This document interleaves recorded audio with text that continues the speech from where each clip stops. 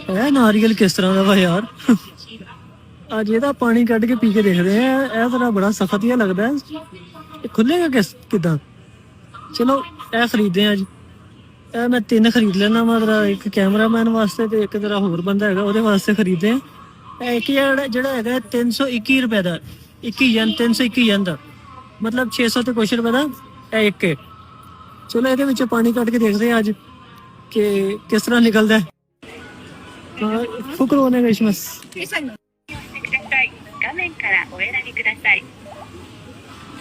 現金を置いてください。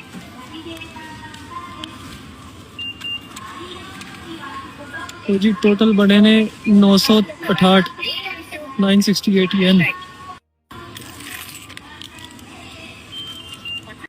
लो जी ये देखो ਇਹਦੇ ਉੱਪਰ ਤੇ ਸਾਰੀ ਇਹਨਾਂ ਨੇ ਇhtiyat ਵਗੈਰਾ ਲਿਖੀ ਹੋਈ ਹੈ। ਦੱਸਿਆ ਦੇਖੋ ਨਾ ਕਿ ਇੱਥੋਂ ਓਪਨ ਕਰਨਾ ਹੈ। ਦੇਖਦੇ ਆ ਅੱਜ ਕਿੰਨੇ ਕੁ ਸੱਚੇ ਨੇ ਨਾ। ਪਿਛਲੀ ਵਾਰੀ ਤਾਂ ਇਹਨਾਂ ਨੇ ਕਾਂਡੀ ਲਵਾਤੀ ਸੀ ਮੇਰੀ।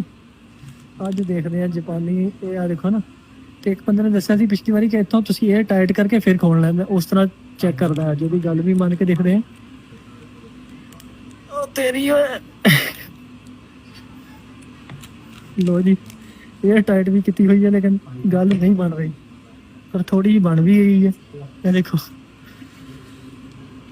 ਵਾਹ ਜੀ ਵਾਹ, ਵਾਹ ਜੀ ਵਾਹ। ਲੋ ਜੀ ਆਸਾਨੀ ਦੇ ਨਾਲ ਖੁੱਲ ਗਿਆ ਪਰ ਬੜਾ ਯਾਰ ਟਾਈਟ। ਕੀ ਬਾਤ ਹੈ। ਇੱਕ ਵਾਰੀ ਕੱਢ ਕੇ ਦੇਖਦੇ ਆ। ਹਾਂ ਪਾਣੀ ਨਿਕਲੇ। ਲੋ ਜੀ ਇਹਦਾ ਵੀ ਜ਼ਾਇਕਾ ਸੇਮ ਉਹੀ ਹੈ ਪਰ ਇਹ ਮਜ਼ੇਦਾਰ ਹੈ। ਇਹ ਹੁਣ ਨਾ ਅਸੀਂ ਤੋੜ ਕੇ ਦੇਖਦੇ ਆ। ਪਾਣੀ ਤੇ ਕੱਢ ਲਿਆ ਕਿ ਦੇਖੀਏ ਅੰਦਰੋਂ ਕਿਸ ਤਰ੍ਹਾਂ ਦਾ ਹੈ ਨਾ। ਅਰੇ ਕੀ ਬਾਤ ਹੈ ਯਾਰ, ਇਹ ਤਾਂ ਸਹੀ ਗਿਰੀ ਹੈਗੀ ਹੈ। ਹੈ कैसा भी कैसा इस तरह ਇਹਦੇ ਵਿੱਚੋਂ ਗਿਰੀ ਕੱਢ ਲਈ ਅਸੀਂ।